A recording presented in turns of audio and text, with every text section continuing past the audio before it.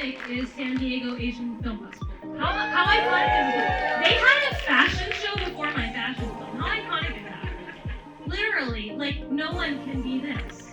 Literally, I'm so You're hyping us up like crazy right now. Oh my gosh, wait, hold on a second. I'm ready to fangirl, honestly. It is a pleasure to be here with you today. And oh my god. I'm honored. Thank you so much for the love with which your programmers and your whole team have watched my film, and I'm so honored that all of you are here on a Sunday to hang out with us. Yeah, I guess we'll get started, right? Yeah, we got 20 to 25 minutes here. So we'll start. You're director, producer, lead actor, writer, DP, and costumes. Yeah. Artistic director Brian, who, by the way, you all know him, really wants to know why, how, because no one does this kind of stuff.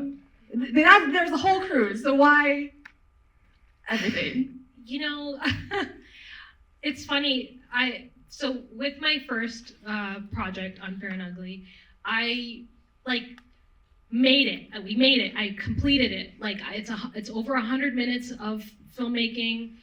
We put it on the web. We had a premiere in LA and New York.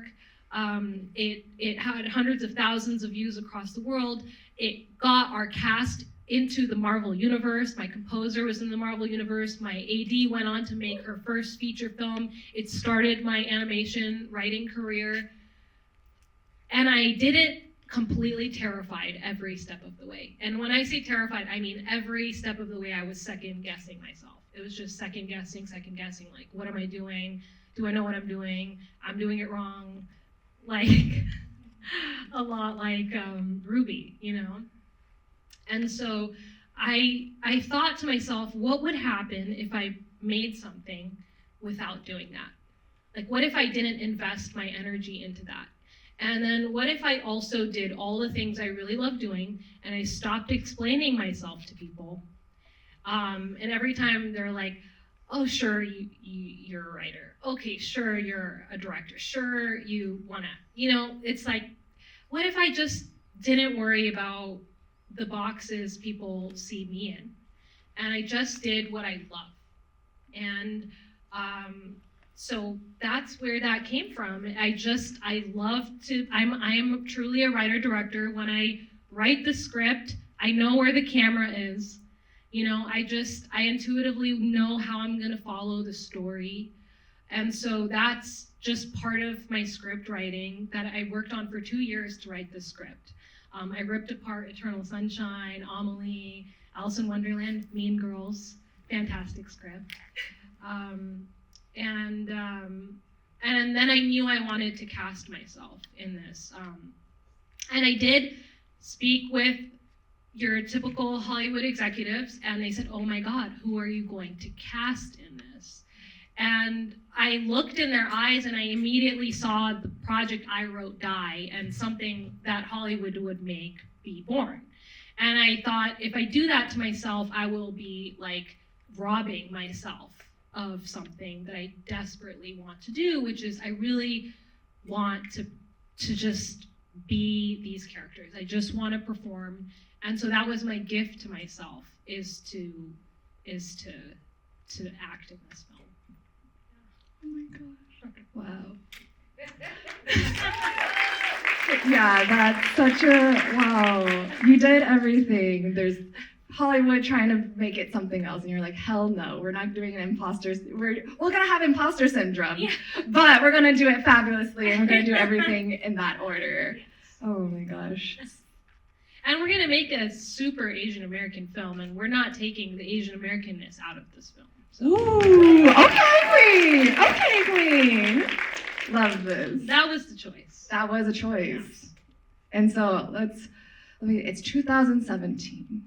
You just wrapped Unfair and Ugly, and you're reliving a networking event? Okay, you need to tell me more. I saw that in the press kit, and we already talked about like everything and why, but like, how did this story come to that? So I was at an Asian American networking mixer right after I finished filming Unfair and Ugly back in New York City, and I was in a very dingy basement bar seeing people in red light, like just, come up to me, and I was just like, okay, great. Went in, left, and all I could think about was, oh my God, what did I say to that person? Why did I say that? Why did I say it like that? Oh my God, you moron. And so as I was like, by the time I got home, I was realizing like, oh my God, I'm in New York City, and I didn't see New York City. I was just seeing all these faces at this dingy bar coming up to my face, and I was like, that is what my next project will be. It will be how our interior experience is just as real as our exterior experience, and I really believed with all my heart that that's a universal experience. And so that's how I set about writing Anxious. That makes sense. If I could tell you how many volunteers before the fashion show were so nervous and so anxious and like just walking it, like, what are we doing? How are we doing this? And it's such a universal feeling, especially now, of like the anxiety of like, what did I say and how did I say that? And oh my God, I did this one thing. Like, how does it keep repeating? And like, you're just making up these scenarios and what ifs. And so I feel like it's completely a universal feeling. And you also like continue this universal feeling through these note app confessions, one might say, right? And those are shown up in this movie. I guess one of my favorite scenes is not the park scene, as we discussed right outside, but it's when one of the support group members actually come up and they're like, you walk in SoCal? Who does that? And I'm like, that's me, honey, that's me. It's because you're from Washington, though. Oh, that might be it. And I was thinking of like what Ruby answers is that it takes longer in SoCal. It takes longer. And I was wondering if that is something that you created just for Ruby as a character, or is this something you also believe in too? Is this part of the note app's confession? I definitely don't walk in SoCal. Damn. I just thought that was something that Ruby would do. She would avoid going somewhere, so she would hit the walking distance on something and decide to take like 85 times longer to get somewhere, and live with her dread the whole way there, and see if she maybe could not make it at all. And then Elisa's bringing up the note apps, which is that the things that I gave Ruby are her own parentage. I gave her her own work life, and her own like wishes and dreams. And I gave her the streets I grew up in Garden Grove and Westminster. And so where you see Ruby running, I biked as little Nida Chowdhury, just getting cilantro from the Vietnamese store for my mom. And then and going to Bolsa Asian Garden Mall. And so I gave her that beautiful setting I grew up in, and I gave her my anxious thoughts. So every monologue, I actually would pull over while I was driving, pull out my notes app, and just write down what I was thinking. And there was debate, like when I first showed the film, a first cut of it, to some close friends, and there was a note that was like, do you need the voiceover? And I was like, yes. I didn't explain it back to the person, but I was just like, well, they're hearing it without any sound design. They don't fully know yet what I'm trying to do. And what I'm trying to do is make sure that you do not watch Ruby as a voyeur. I do not want you to watch and be like, look at that person experiencing anxiety. I am watching her experience it. No. I wanted you to be part of Ruby's life. I wanted you to be with her and to experience that. And in order for me to do that, I had to write down my own anxious thoughts. I had to be really, really, really honest and be like, okay, well, you're just gonna hear the inside of my brain now. I think it was very successful. I resonated heavily with Ruby through all these like head interiority moments, and it's been so validating and affirming just to see that on the big screen here. speaking of characters, Rai and Rubina. How did they come to be? I love me a Rubina. I am Rubina, and I want a Rai. I need a Rai, but... So every audience I've met so far on this wonderful film tour always resonates with one character or another. Do we have any rubies in this audience? Any rubies? Okay. Nothing to be ashamed of, y'all. Any Rubinas? Yes! Any Rais? There we go. There we go. Yeah. Sometimes people identify with all three. It started actually, Anxious started as a television pilot. So I wrote it as a half-hour television pilot. And then I thought, oh no, what will I do with the half-hour television pilot? And I thought, I can't, this means too much to me, let me turn it into a film. And that way I have something that no one can ever take away from me. I have a complete version of this, so at least that lives, you know? And so in the TV pilot, when I first wrote it, Rai was called Ruby in Ruby's head. It was like this weird meta, like, character name. And I showed it to a director mentor of mine, and he was like, I love her voiceover, but do you need this character?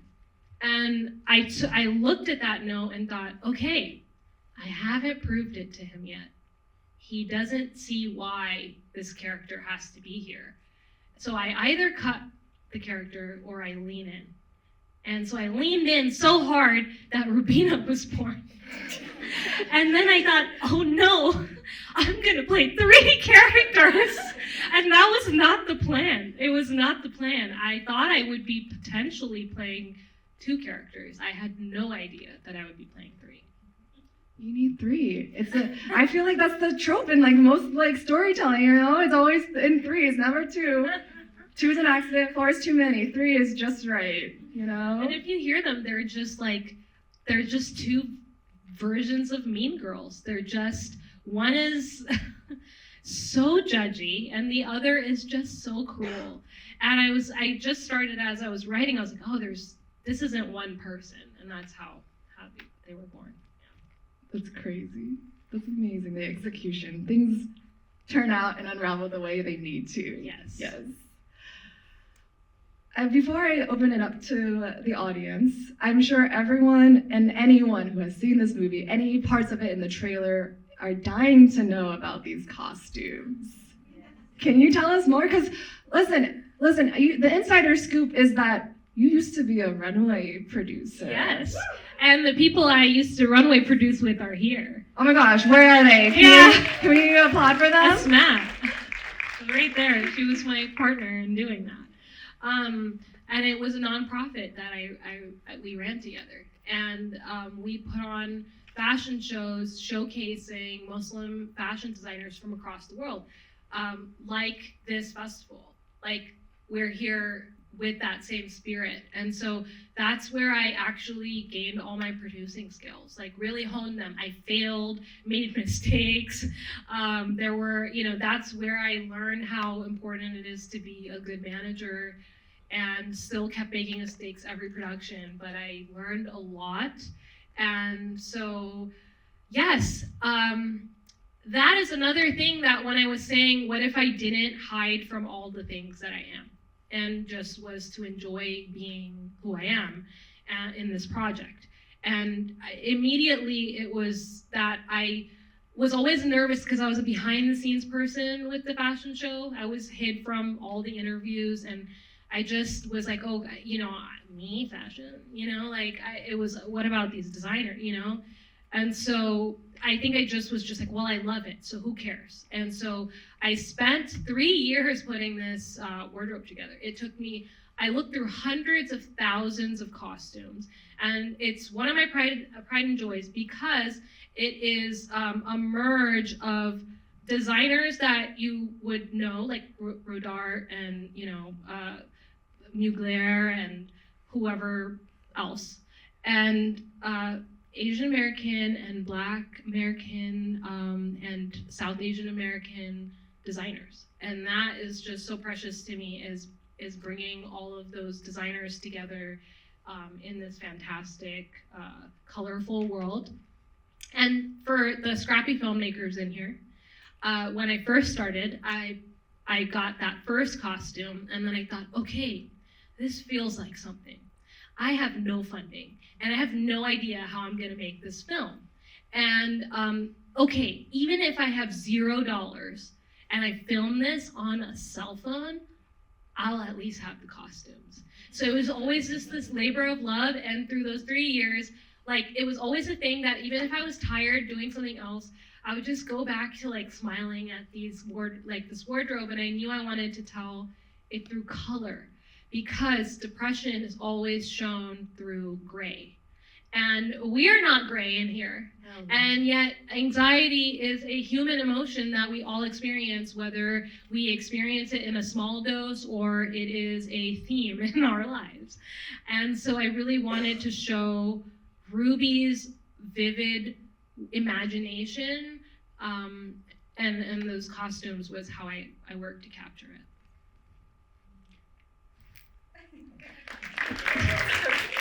We're just mutual fangirls. Yeah, we're just yapping and fangirling here. So I'm gonna open up to the audience so I don't have to fangirl anymore. Anyone got questions? Way in the back. Do you need a mic? I think it's okay. Okay. Yeah, we can hear you really well. So of the three different Ruby, Rubina, and Rai, which was the easiest to bring to life, or which came the easiest to you? That is an excellent question. Oddly, actually, I would probably say it was Rai. Rai is very immediate. She's so visceral, right? Like, it's so easy to like just be like mean like her. Maybe I'm mean. And I know that mean voice so well that I was just like, oh, I know exactly how she sounds. And then it actually took a lot of work to find Rubina. And I wrote a Rubina that I wrote for 3 years, and then a month before, Rubina became a brand new person. And that was because while I had been working on all this wardrobe, I brought in my friend to help finish the styling when I was just so tired, and I was like, I can't put more gloves to more dresses anymore.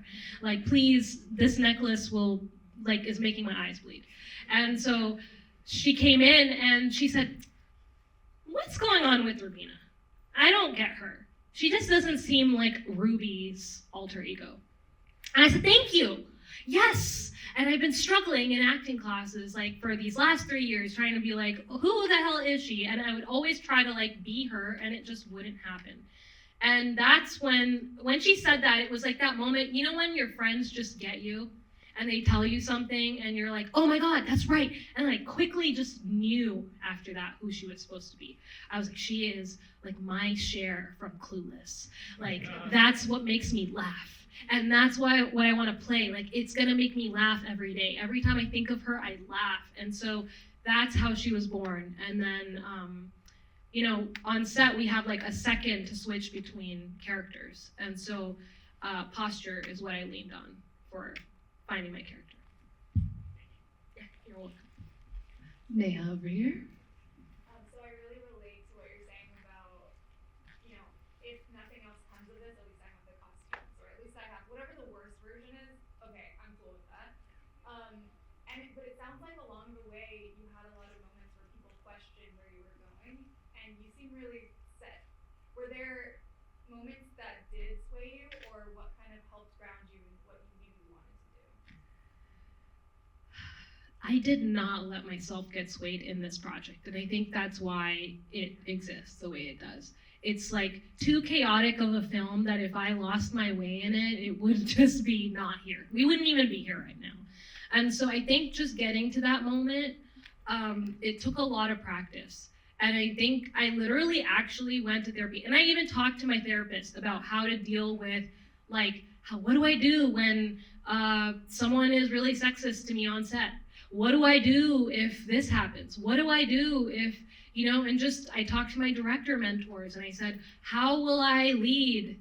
Like, you know, and I really leaned on community. And And I really just kept asking this magic question: how do I see this? How do I see this? How do I see this? How do I see this? How do I see this? And I would ask myself that 100 times a day on set, and set is just 20 days. 3 years before and 2 years of post-production. So it was just asking myself, how do I see this? And that's my one job as a director, is to maintain a vision from beginning to end. So just asking myself that question and surrounding myself with people I respect so much that when they bring what they bring to the table, I'm just gonna love it.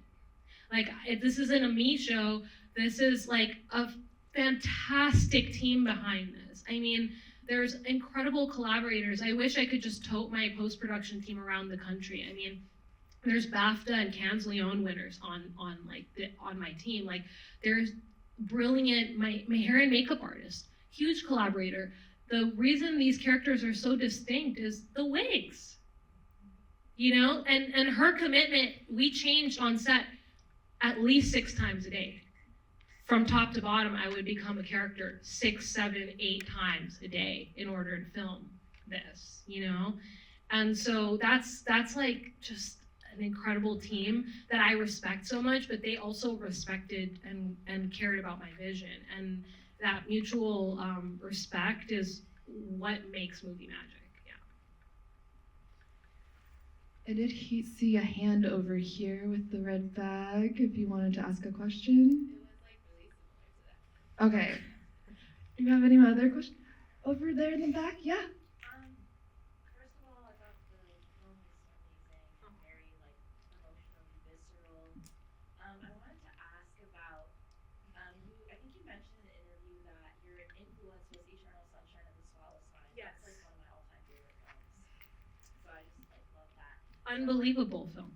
Yeah.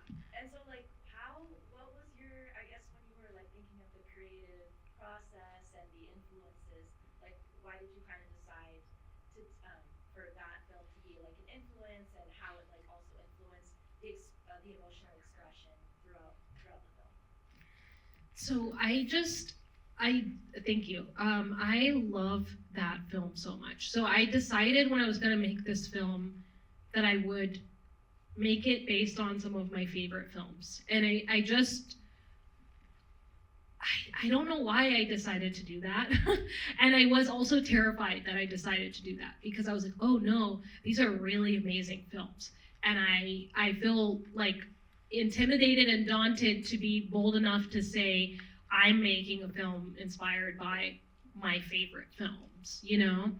But I just then thought, okay, well, fine. I guess that's the immigrant daughter in me that was like, better do my homework. I have to get an A+ if I'm gonna do, I'm gonna do all the work to make sure that I honor my influences. And so Eternal Sunshine is a huge influence in the pacing of the film. I studied it a lot in terms of how you go in and out of the character's world and the time, the way that they play with time. And then also I just love that Eternal Sunshine, even though it's by the way, studying it, incredible structure, but it just does have a freewheeling, wild, trippy flow to it. And then Amelie inspired my set of characters, the quirkiness of them. I wanted you to feel like you know this world of rubies. And I wanted that world to look like the world I grew up in and what the world looks like, too. Yeah. Any other questions? Right there. Knowing about the costumes was actually pretty mind-blowing, knowing that you worked on it for so long, and I actually think it was actually really cool seeing, I don't think I've seen a movie where you've seen that many kind of different costumes come through, and it was nice seeing how when you wake up on another day with another set of costumes, right? I maybe read too much into it, and I was thinking that there may be some type of symbolism that you use for each day or each costume, when I think it was Ryan was a judge, that she had the costume that had a shirt that just said error on it, Yeah. which I thought was pretty cool. I was wondering if maybe there was a feeling that you used or a reason for each Yes. plot point. Yes. And then the other question I have, which is kind of a So yes, I always knew, it's like the weirdest, it's hard to explain, but I always knew that if I like close my eyes, the film is blue, and then it's pink, and then it's purple, and then it's blue and a little brighter.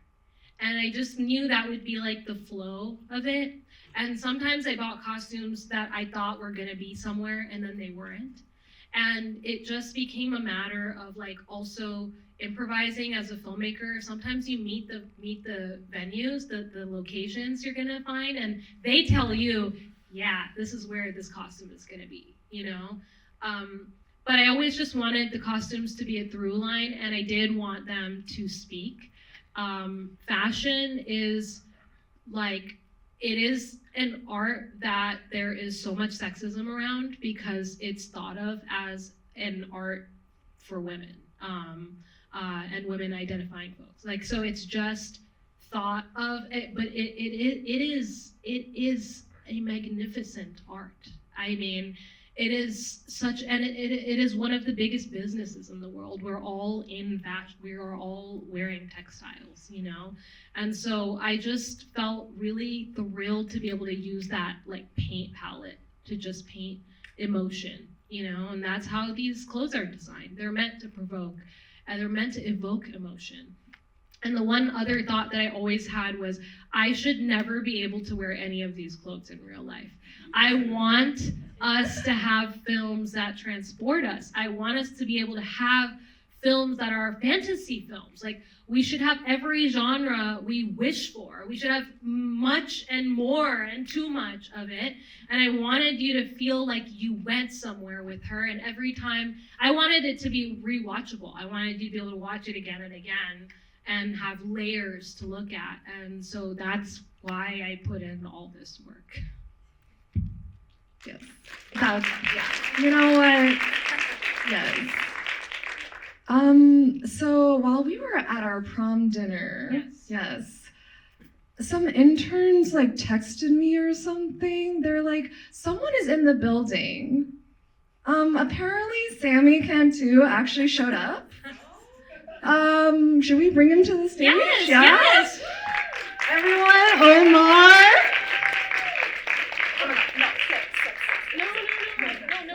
We'll all stand. Oh, we'll all stay. Okay. Yes. Shit, no. I'll stand. No. No, you made the film.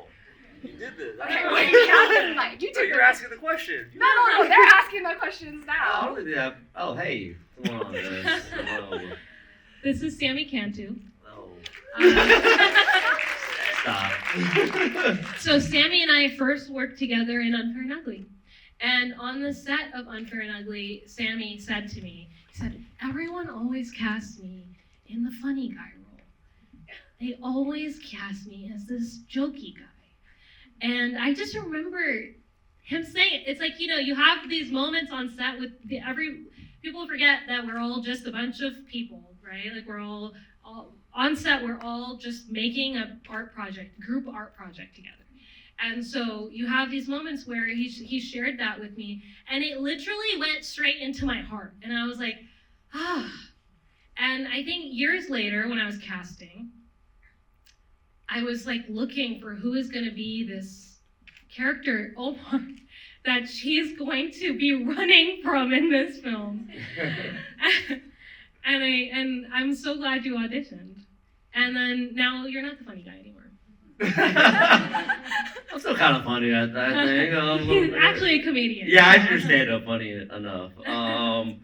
Yeah, I remember when you asked me to be the lead of this film.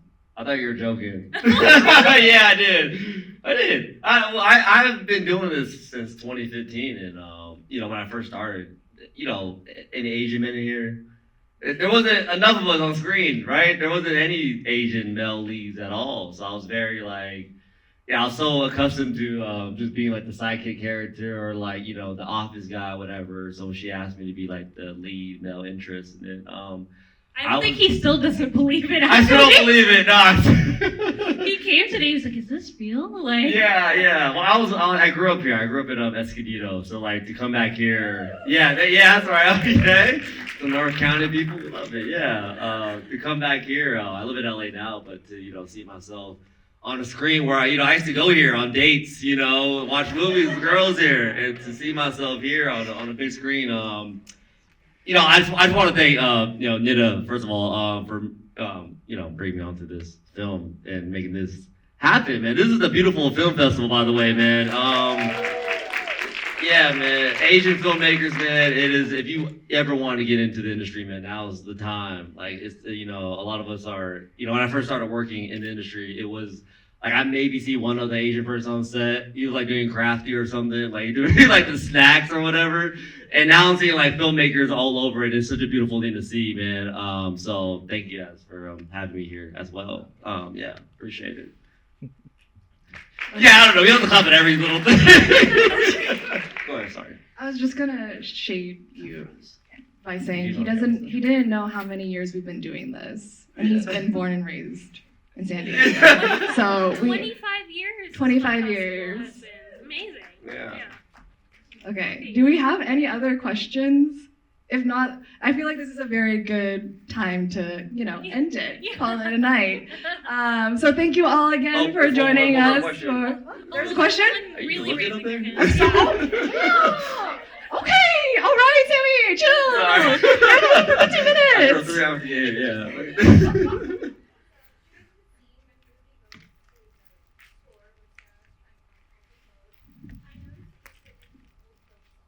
Yes.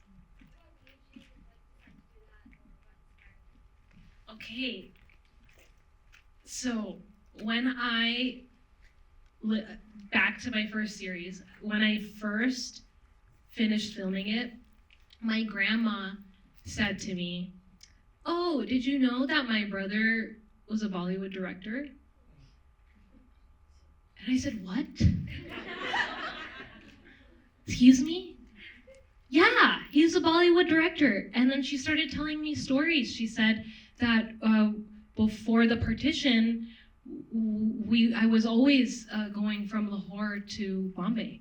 And I would be in theaters watching his films. And he was so successful sometimes that he would have rooms full of cash that I have never seen. and people would go and watch his films year round, like in the theaters. And he directed 60 films in his lifetime. And I said, so that's the ghost inside me that has been making me go to film school. Because this whole time I was like, why do I want to do this? I am Asian. Nobody wants me to do this. Like, nobody. My parents are like begging me not to do this. And I, for some reason, I'm obsessed and possessed by filmmaking. And it turns out I am possessed by him. And so that is a song from one of his most famous films. Yes, that's what that is. I find out, you are learning about this the way I found out, which is you did not expect that answer. Yeah. We'll keep the question train running if anyone else has questions. Ooh. Who did your soundtrack also, by the way?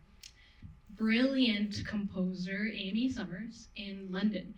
And we did all of this on Zoom. A lot of the people I worked with were like during COVID.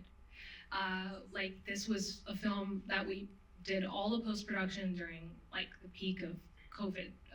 Actually, we had a delay. Yeah. We were supposed to film with you in January of 2020. Yeah. And then there was an Omicron surge happening, and before Hollywood said, we're not doing our productions, I had to say, we can't do our production because I can't afford to start and stop. So I will call it, and we filmed in May, actually, because of that. So Amy is brilliant. She spent months just talking to me about the film. And she then went away, and in a month wrote almost all of this whole film in music. And then we had a live orchestra perform quite a bit of it, and a guitarist. Yeah, it was really cool. Well, we'll wrap it up here. Thank you all again Thank for you so much. coming so much. Hideki and Same can to everybody. Thank you again. Please enjoy the rest of your film festival. Today is the last day. Thank you all once again. See you next time.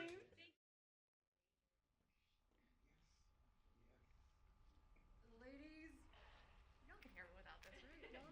Ladies and gentlemen and our non-binary friends, welcome to the last day of the 25th San Diego Asian Film Festival, and welcome to our Anxious Fashion Show.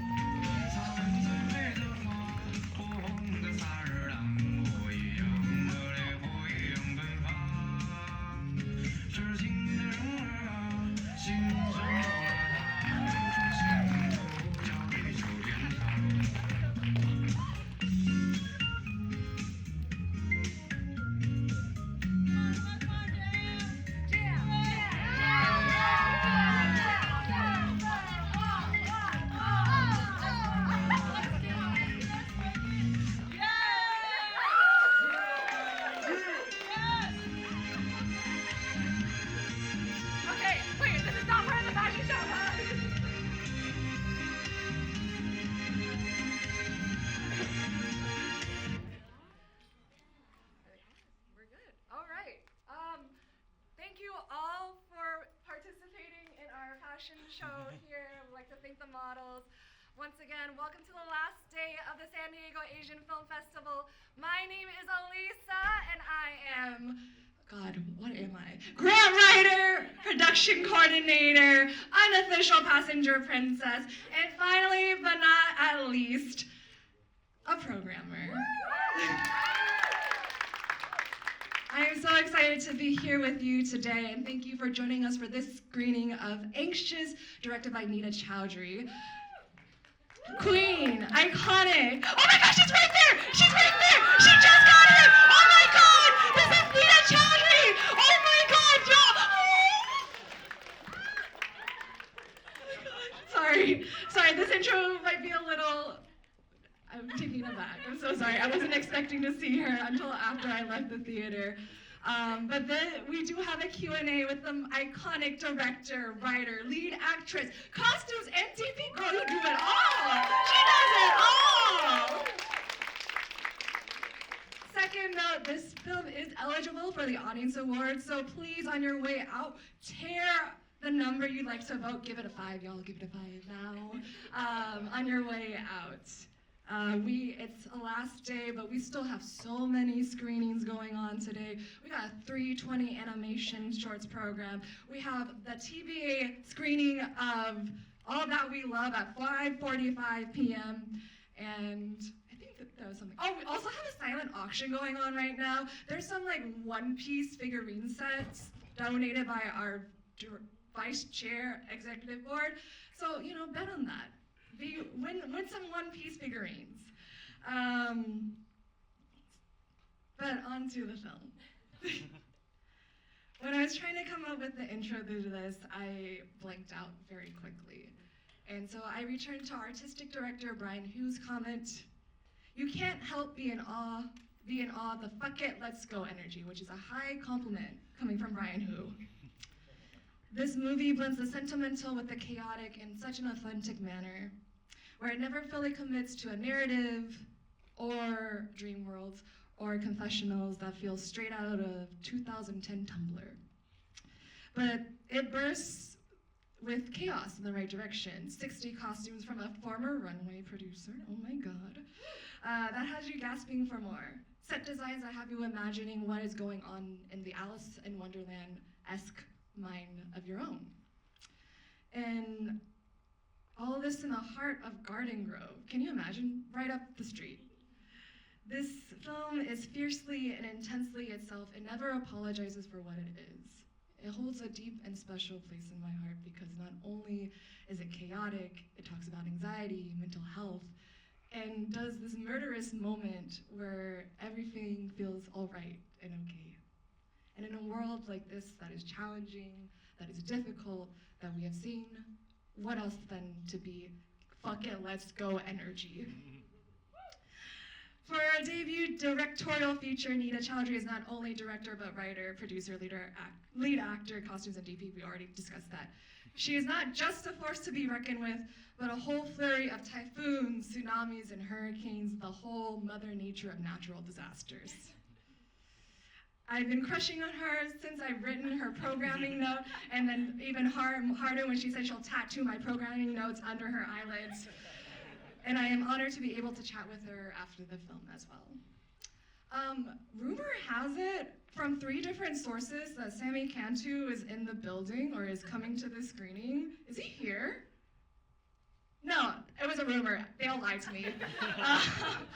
But anyways, thank you so much for joining us. Thank you to our volunteer models. Thank you to BBT, to the volunteers, to the staff, and for you all for being here today. Please enjoy Anxious.